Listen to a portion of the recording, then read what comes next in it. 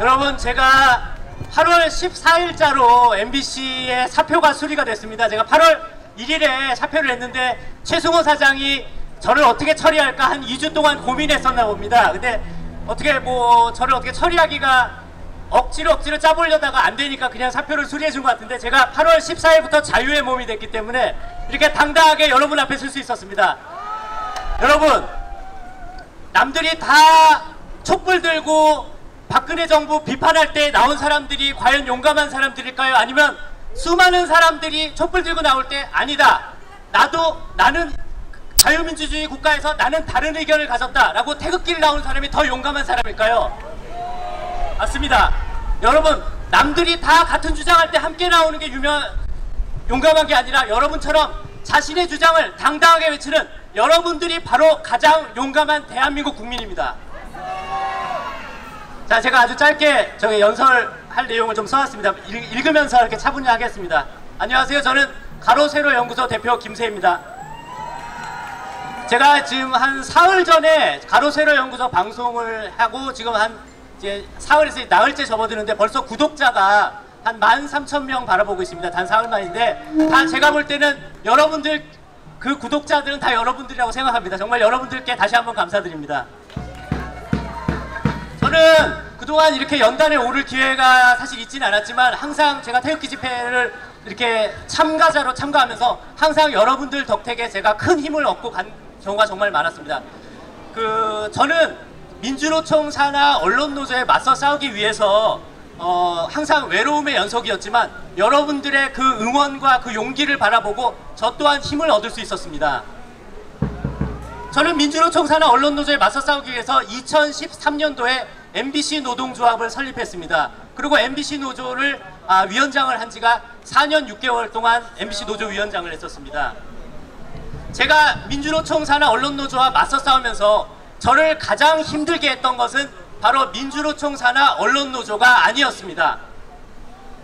바로 겉으로는 우파라고 외치던 사이비 우파, 그리고 기회주의 우파가 저를 가장 힘들게 했던 존재였습니다. 맞습니다. 이건 비단 MBC만의 문제가 아니라고 생각합니다.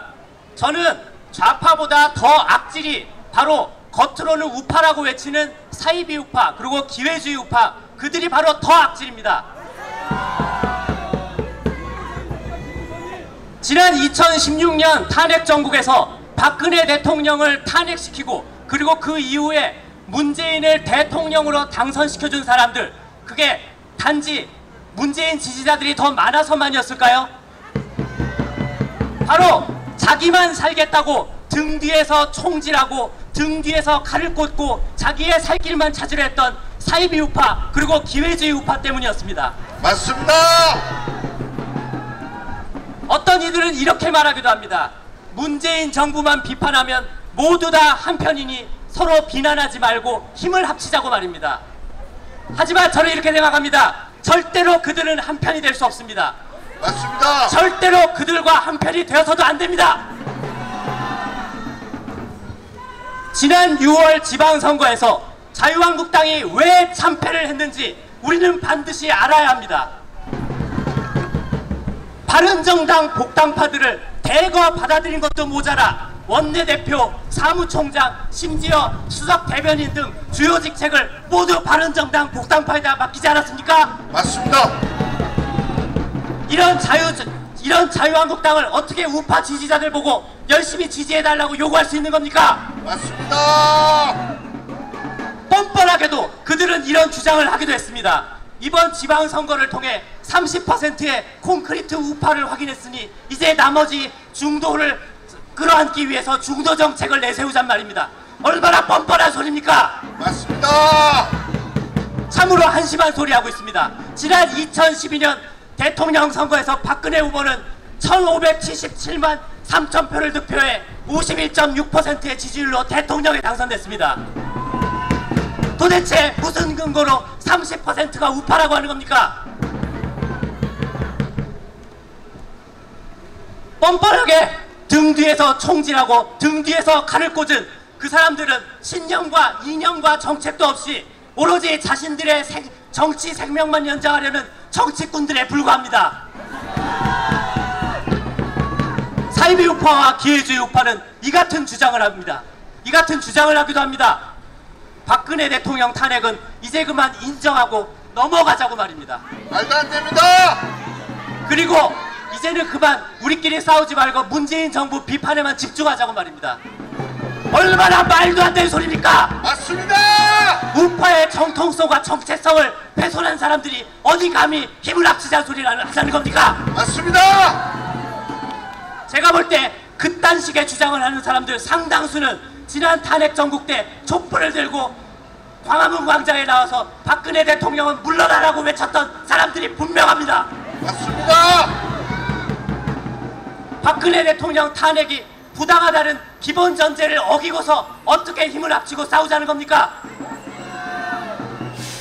우리가 가장 먼저 힘을 합쳐 싸워야 될 대상은 일단은 좌파가 아닙니다. 바로 기회주의 우파 그리고 사이비 우파입니다.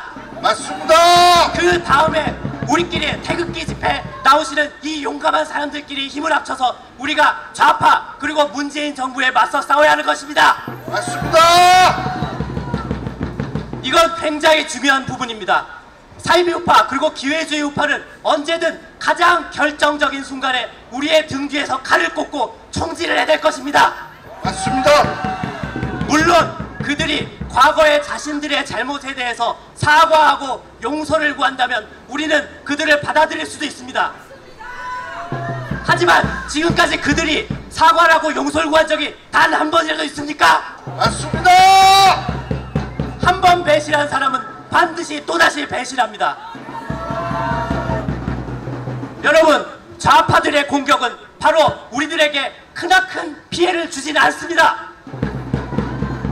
이른바 사이비 우파, 기회주의 우파가 등 뒤에서 총질하고 등 뒤에서 칼을 꽂을 때 그때 진짜 큰 피해를 입게 되는 것입니다. 맞습니다. 그들은 태극기 집회에 나오는 여러분들 같이 훌륭하신 분들을 박사모다, 박근혜 대통령 팬클럽이다, 친박 세력이다라고 비아냥댑니다. 여러분들이 그래서 나온 것입니까? 맞습니다. 저 역시 박사모이고 친박이고 박근혜 대통령 팬클럽 회원이라서 여기 나온 게 아닙니다. 맞습니다. 누구보다도 대한민국을 가장 사랑하고 대한민국의 미래를 가장 걱정하는 여러분들과 뜻을 같이 하기 때문에 제가 바로 이 자리에 나온 것입니다. 맞습니다. 아까도 말씀드렸다시피 여러분들이 가장 용감하고 여러분들이 가장 대한민국의 미래를 걱정하시는 진짜 애국자십니다. 맞습니다. 여러분들께 한 가지 당부의 말씀드리고 싶습니다. 항상 집회가 제가 볼 때는 크게 네 갈래로 갈라진 것 같습니다. 너무나 안타까운 일입니다. 여러분들, 제가 분명히 말씀드리지만 기회주의 우파, 사이비 우파들과는 멀리하지만 태극기로 하나 된 마음은 우리가 반드시 힘을 합쳐야 됩니다. 맞습니다. 여러분들은 다 대한민국을 사랑하는 분이지 않습니까? 여러분들 서로 조금씩 어긋나는 부분이 있고 조금씩 마음에 안 드는 부분이 있더라도 여러분들이 큰형님이고 여러분들이 더 큰 용감한 사람이라는 마음으로 인정하고 포용해서 우리 함께 대한민국 만들어 나갑시다. 네. 문재인 정부와의 싸움에서는 기회주의 우파, 사이비 우파는 멀리하지만 태극기 세력은 함께해야 합니다. 맞습니다. 여러분, 가장 용감하고 가장 대한민국을 사랑하는 여러분들이 바로 대한민국의 가장 중요하신 분들입니다. 여러분, 감사합니다.